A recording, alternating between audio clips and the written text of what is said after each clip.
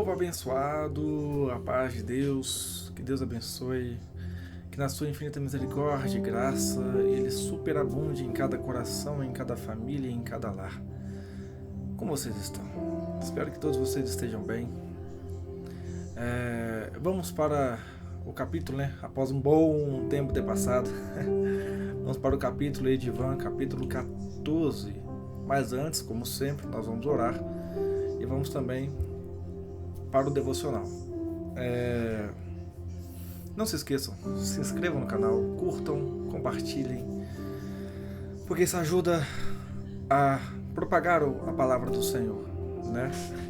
Há muitas pessoas que não têm condições para ter este livro, para poder ler, ou às vezes também não conseguem ali ter uma leitura boa, não conseguem ter uma visão para poder enxergar, não tem visão para enxergar, não conseguem talvez compreender algumas coisas. Então, creio que esse videobook, ele tenho certeza que ele tem ajudado muita gente que não tem condição para poder estar aí acompanhando uma leitura de alguém que escreveu, que teve uma história verídica, teve um agir de Deus na sua vida e quis transmitir através de um papel, de uma escrita, aquilo que Deus fez na sua vida. Então, ajuda a compartilhar esse vídeo, porque há mais pessoas que precisam, necessitam e querem ver, ouvir essas histórias. No mais, tem uma surpresa chegando por aí. Em nome de Jesus, eu creio, Ele está me direcionando, eu estou aí focado nisso. Há uma surpresa. E quando essa surpresa for lançada, essa é a dica. Quando ela for lançada, vai ser em termo físico, palpável. Olha a dica. Vai ser apalpado. Vai ser apalpado. Eu espero que vocês me ajudem, né, a estar aí propagando o Evangelho do Senhor. Creio que esta surpresa ela vai ser de muita edificação, de muita força espiritual para nós. Está sendo para mim e tenho certeza que vai ser para vocês, para uma melhor caminhada para com Deus, porque nos tempos que estamos vivendo temos que nos santificar mais, ao invés de sujar, temos que nos santificar mais, tá bom? Então tá para chegar essa surpresa e quando chegar eu vou anunciar aqui neste canal, tá?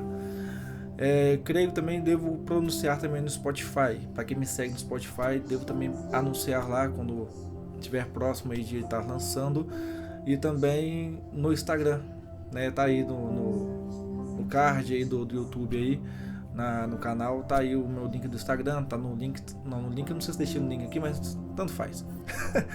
Tá aí, vai estar sendo anunciado no Instagram, vai estar sendo anunciado no canal aqui do YouTube, no Spotify também, creio eu que eu devo também colocar lá este anúncio quando estiver pronto, tá? Então é isso, mas vai ser muita bênção, tenho certeza que vai abençoar vocês grandemente na caminhada com Deus. Vamos lá, vamos orar. Senhor nosso Deus e Pai, Adonai Elohim, Deus santo e verdadeiro, eu te agradeço, Pai, por tudo que tem nos feito, pela tua graça, misericórdia, amor e perdão, e por nos conceder mais esta graça maravilhosa, oportunidade de estarmos meditando neste livro do Ivan. Obrigado, Pai, pelo teu amor e graça, obrigado pelo teu perdão. Fale conosco, Espírito Santo, no devocional. Também nos inspire a meditarmos, a aprendermos com a vida de Ivan aquilo, Pai, que o Senhor quer que a gente seja, verdadeiros cristãos, filhos do Senhor, luz nessa terra. Pai, nós te damos honra e glória. Abençoe essa vida e essa família pela qual estão assistindo a este vídeo, seja onde for. Abençoe poderosamente, Espírito Santo, acalentando essas almas e corações, em nome de Jesus. Amém. Outro detalhe, eu estava esquecendo. Eu esqueci de novo. Meu Deus do céu. Mas tem uma outra coisa pra falar, gente. Eu esqueci, mas se eu lembrar aqui eu vou falar, tá? Vamos lá. Tava lembrando na hora da oração, mas esqueceu, fugiu. Hebreus isso mesmo. 13, verso 5. Charles Spurgeon, ele fala: não te deixarei. Ele pega essa frase deste versículo. Ele comenta: Nenhuma promessa é de particular interpretação. Tudo aquilo que Deus disse para algum santo, Ele disse para todos. Quando Ele abre um poço para alguém, é para todos possam beber. Quando Ele abre a porta do celeiro para dar alimento, por haver algum homem faminto que tenha motivado que o celeiro fosse aberto, todos os santos famintos podem vir e também se alimentarem. Se Ele deu a palavra a Abraão ou a Moisés, não importa a crente, Ele deu a ti como um dos descendentes da aliança. Não há uma elevada bênção que seja demasiadamente elevada para ti, nem uma larga misericórdia que seja extensa demais para ti. Levanta agora os teus olhos para o norte, para o sul, para o leste e para o oeste, pois tudo isso é teu. Suba ao cume de Pisga, Deuteronômio 3:27. E vejo mais longínquo o limite da promessa divina, porque a terra é toda tua possessão. Não há um riacho de água viva em que não possas beber. Se a terra mana leite e mel, come o mel e bebe o leite, pois ambos são teus. Sê tu ousado para acreditar, porque Ele disse, eu nunca te deixarei, nem te desampararei. Hebreus 13:5. Nessa promessa, Deus dá ao seu povo tudo. Eu nunca te deixarei. Então, nenhum atributo de Deus pode deixar de ser empenhado por nós. Ele é poderoso, Ele se mostrará forte em nome dos que nele confiam. Ele é amor, então com benignidade Ele terá piedade de nós. Todos os atributos que compõem o caráter da divindade, cada um deles, em toda a sua extensão, são empenhados em nosso favor. Em resumo, não há nada que você possa necessitar, não há nada que você possa pedir, não há nada que você possa precisar, no momento ou na eternidade. Não há nada vivo, nada morto, não há nada neste mundo, nada nem outro mundo, não há nada agora, nada na manhã da ressurreição, nada no céu que não esteja contido neste texto. Eu nunca te deixarei, nunca te desampararei. Palavra maravilhosa, palavra linda, mas quero dar só um ênfase aqui. Charles Spurgeon já falou tudo para nós aqui, mas eu quero dar esse ênfase, aonde fala em Hebreus 13:5, eu não te deixarei nem te desampararei. No comentário dele ele fala aqui, ó, nessa promessa Deus dá para todo mundo. Deus dá para seu povo. Seu povo. Só fique com isso, não vou comentar sobre isso. Seu povo. Só fala uma coisa. Se renda aos pés de Jesus enquanto ainda está com vida. Só Ele é a nossa paz. Só Ele é a nossa alegria. Só Ele pode nos tirar de um lamaçal de pecado, de problemas, de ansiedades, de tristezas, de depressões. Só Jesus pode fazer isso.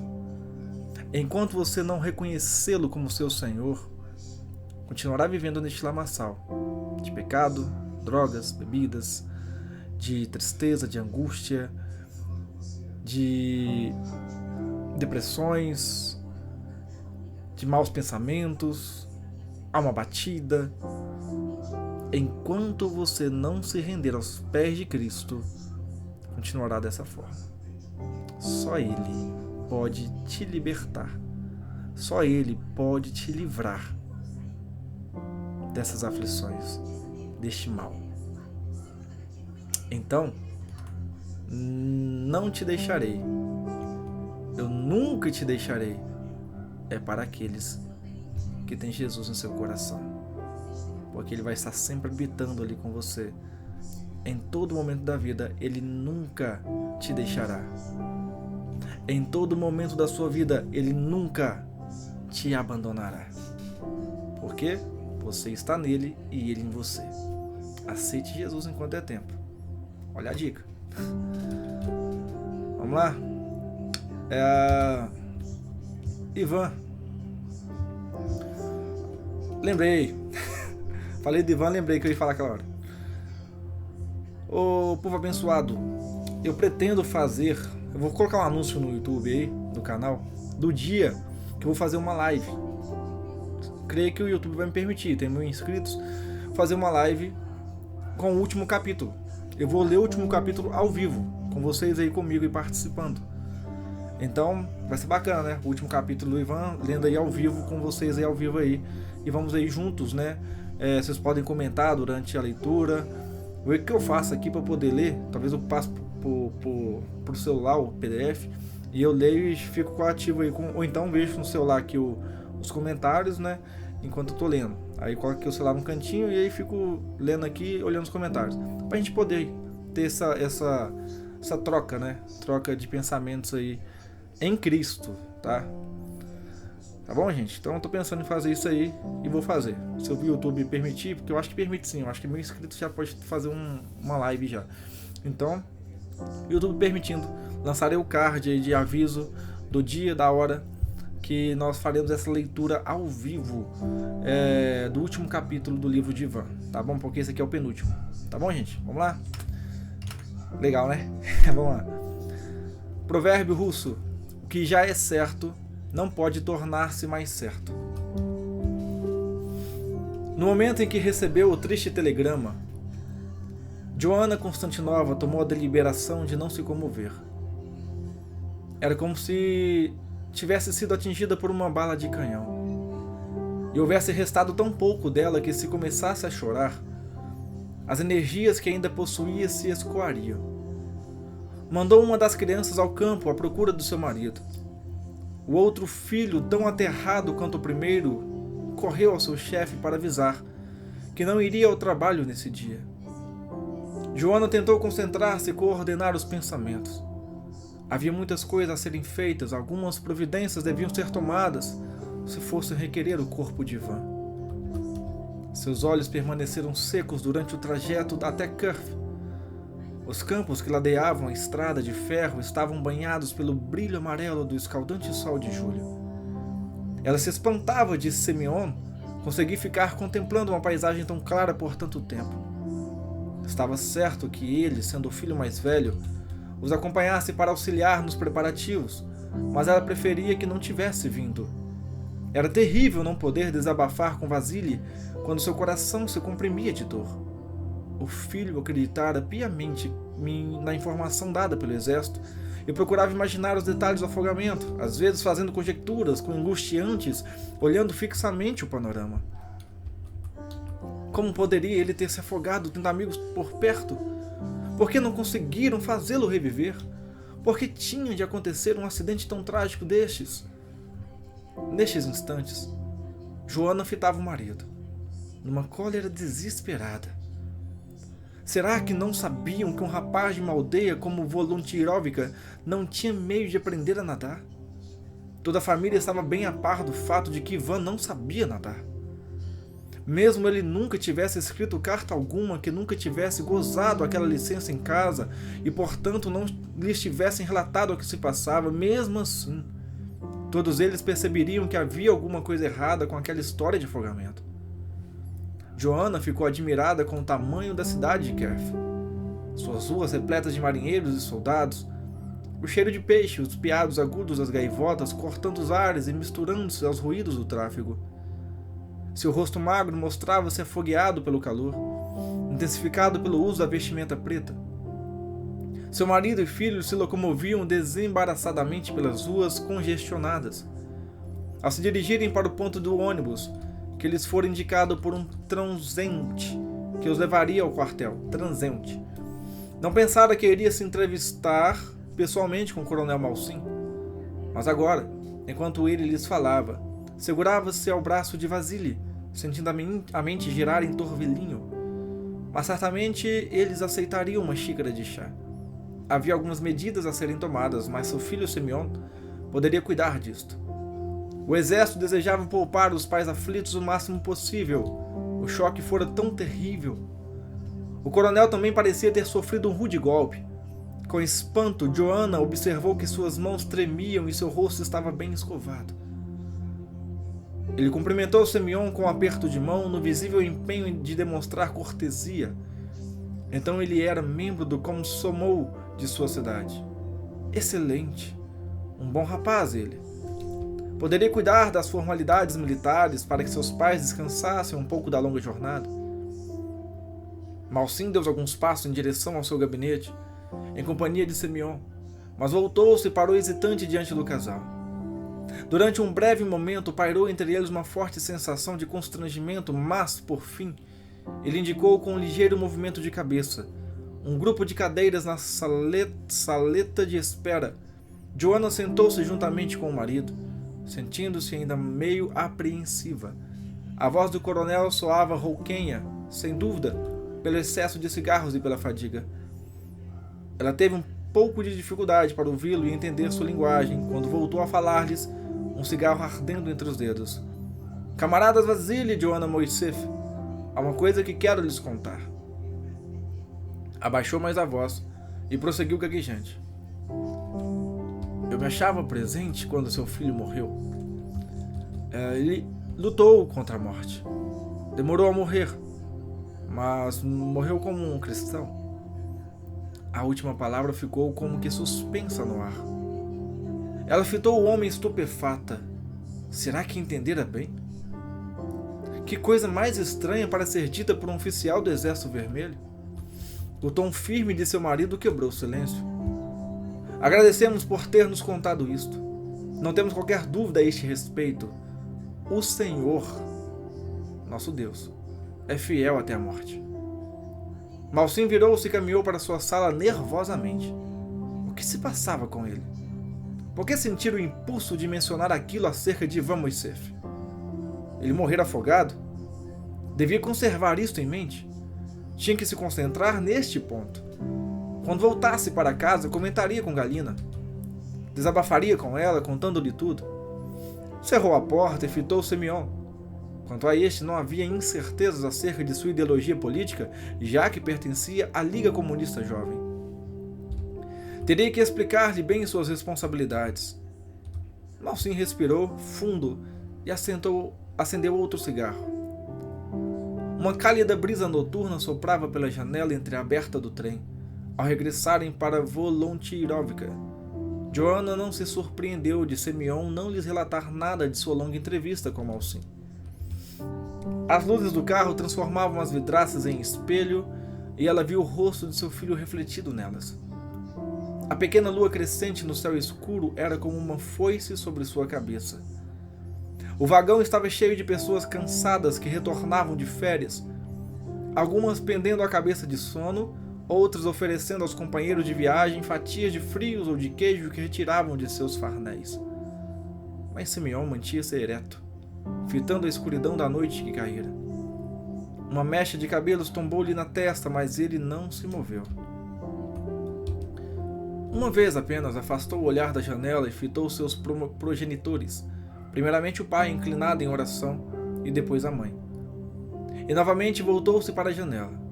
Um ruído seco e rápido, semelhante ao bater de uma porta, fez Joanna virar-se e olhar a entrada do vagão. Ela se fechara de repente? Não. Fora apenas sua imaginação. Fora Semyon que se fechara. Naquele momento, então, começou a chorar. De alguma forma, por alguma razão que estava fora de sua compreensão, Semyon também os deixara. Eles carregariam o corpo dele para ir à aldeia, num caixão aberto, como era costume do lugar. O pranto de Joanna continuava enquanto no outro lado do aposento os homens preparavam Ivan para o enterro. O cheiro da lâmpada de flash queimada ficou no ar. Os pastores trabalhavam em silêncio, esforçando-se para vestir o cadáver com seus trajes tradicionais. Que adiantava fotografar o estado em que o exército deixara o corpo dele? Joanna tomou um gole de água de um copo que uma irmã lhe estendia, mas depois empurrou. Alguém limpou suas lágrimas. Ela fechou os olhos doloridos. Agora os homens ajuntavam as peças da farda de Ivan e acenavam às irmãs para que trouxessem as flores para o ataúde. Involuntariamente ela abriu os olhos a um novo barulho de passos. Um papel estava sendo passado de mão em mão. Joanna lembrou-se de que Vasily estava preparando uma declaração para assinarem. Estava resolvida a provar com testemunhas que o cadáver de Ivan não correspondia à descrição do certificado de óbito entregue pelo oficial Platonov e que declarava morte por asfixia. As queimaduras, as perfurações e cortes, as marcas de pancadas teriam que ser atestadas antes do sepultamento. Mas quem ousaria crer naquilo, mesmo que o documento fosse assinado por todos os habitantes da Moldávia? Vasily inclinou-se para ela e chamou-a suavemente. Ela colocou seu nome logo abaixo do dele. Entorpecida, observava o marido dirigindo-se de um para o outro com o documento. Havia tanta coisa que não carecia de explicação. Agindo com inteligência, ele estendia a caneta não somente aos crentes, mas a outros vizinhos e demais pessoas presentes. Os crentes começaram a cantar, aparentemente sem um dirigente certo. Joanna ergueu-se meio desajeitada com auxílio das irmãs que estavam com ela no sofá. Os sons do hino Sou Peregrino elevavam-se dali e eram ouvidos até nas ruas e campos. Muitos habitantes do lugarejo já lotavam a pequena casa dos Moisés. Outros se postaram do lado de fora, escutando junto às janelas fechadas, encostados às paredes laterais do chalé. Ela sabia que um ou dois dos pastores iriam pregar. Talvez até mesmo em sua morte Ivan conseguisse levar almas a Cristo. Na certa, a maioria do povoado nunca tinha ouvido um sermão evangélico nem presenciado um culto fúnebre. Os crentes continuaram cantando até que por fim o irmão Chapik postou-se à frente do caixão com a Bíblia aberta. As últimas notas do hino morreram suavemente e ele tomou a palavra. Preciosa é aos olhos do Senhor a morte dos seus santos, falou em um tom calmo. Várias mulheres começaram a chorar em silêncio. Joanna sentou-se outra vez, não dizendo nem pensando nada. O tempo parecia haver parado. Ela sabia que os irmãos deviam ter pregado, já que havia tantos incrédulos presentes. Os jovens deviam ter declamado seus poemas. Entretanto, para ela, nada disso acontecera, e agora achavam-se todos na rua, encaminhando-se em fila para o cemitério.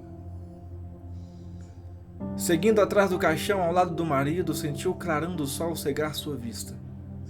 O mundo inteiro precisava saber o que fora feito a Ivan. Viu com grande conforto que os estandardes contendo inscrições de versos das escrituras eram carregados bem no alto, balouçando nas hastes de madeira ao sabor da aragem quente que se levava da rua esburacada. Os irmãos começaram a entoar o hino, mas ela não tinha alma para cantar. Os textos bíblicos haviam sido impressos em russo e no dialeto moldávio, e Joanna fixou os olhos nas palavras: para mim o viver é Cristo, e o morrer é lucro. Não temais os que matam o corpo e não podem matar a alma.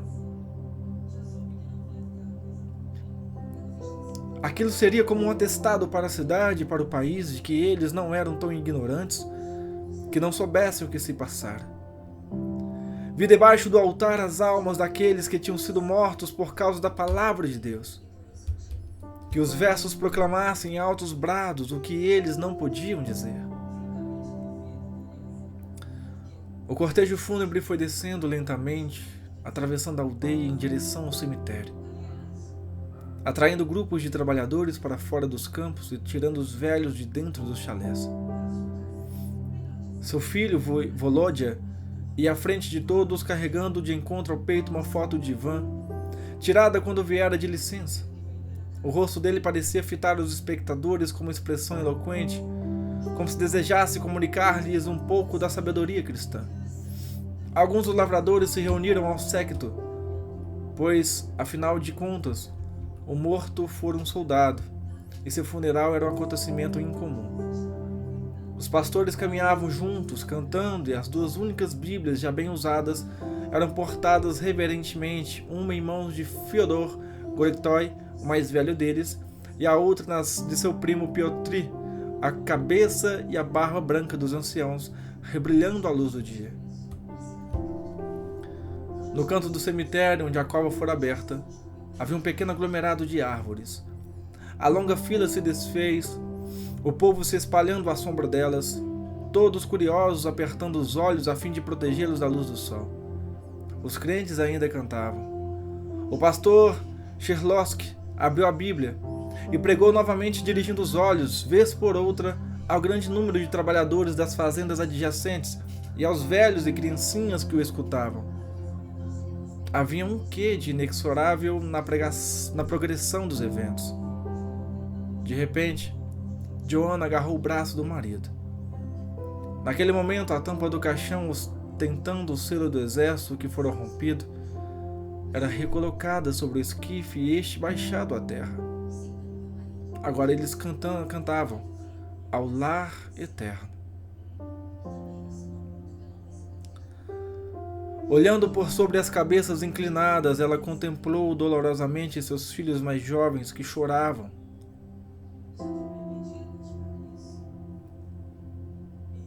E o semblante descaído dos outros moços, amigos de Ivan. Haviam carregado flores durante todo o percurso e conservaram-nas em mãos enquanto durou a cerimônia. Agora, porém, as pás de terra batiam sobre o caixão e eles se adiantaram e depositaram-nas na borda do túmulo aos montes. Stefan Alexandrovich estivera carregando o terço que dizia: "Para mim o viver é Cristo e o morrer é lucro." Com um movimento brusco, enterrou o mastro no chão. Outros jovens se chegaram a ele e se ajoelharam à sombra do estandarte. Um pesado silêncio envolveu a todos. Até mesmo os curiosos que estavam procurando ver o caixão sendo baixado ficaram quietos. E sob o céu aberto, naquele torrão socialista, eles começaram a orar.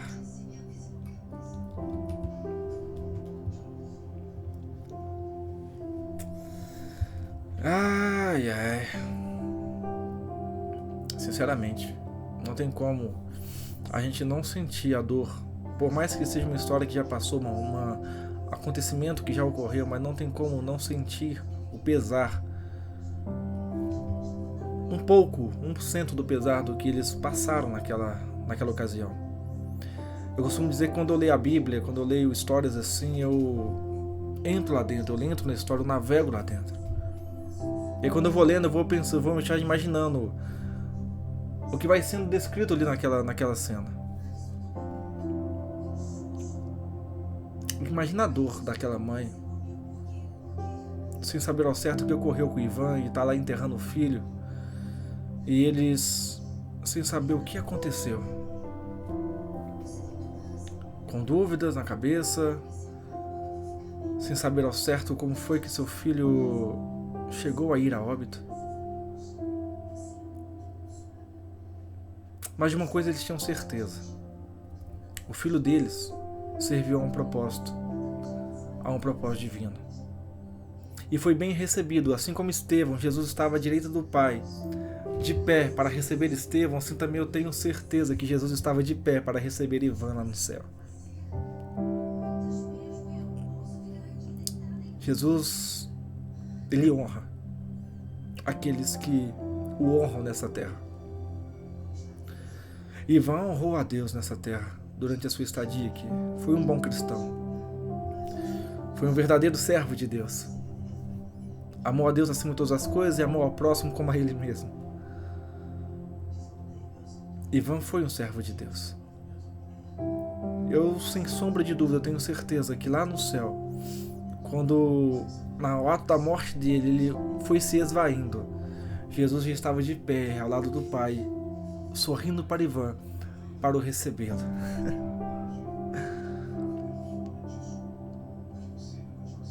Vale a pena ser fiel. Vale a pena ser fiel. Tempos difíceis estamos vivendo e está para vir mais ainda. O que eu peço a vocês é: não abandone a fé de vocês. Continue firmes, enraizados na palavra. Continue com o coração de vocês devotos a Jesus Cristo, seu Senhor. Não larguem Ele por nada. Porque Ele tem cuidado de nós e vai continuar cuidando. Você pode não vê-lo, pode não tocá-lo. Às vezes pode até não senti-lo. Já tem tempo, né? Que você não sente ele. Mas ele está aí do seu lado. Ele está dentro de você. Ele está no céu intercedendo por nós. Ele está em todo lugar, onipresente.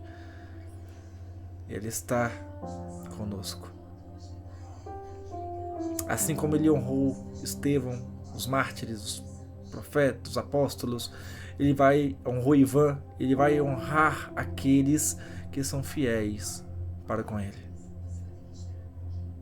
Que Deus abençoe a sua vida. Que Deus derrame graça e bênção sobre a vida de você e da sua família. Como eu disse, eu vou anunciar, vou fazer o card aí, vou anunciar o horário e o dia da live, da leitura ao vivo do último capítulo de Ivan. Beleza? Para a gente poder encerrar aí este livro e ir para o próximo. Que Deus abençoe vocês poderosamente. E oremos uns pelos outros. Continue orando pelas pessoas do Rio Grande do Sul. Não só por eles, mas pelas pessoas do mundo inteiro. Porque não é só esse lugar que sofreu aquele incidente, mas outros lugares também têm sofrido tragédias e mais tragédias, e pessoas têm perdido familiares, amigos, perdido casas, perdido tudo que conquistou durante a sua vida. Então orem uns pelos outros.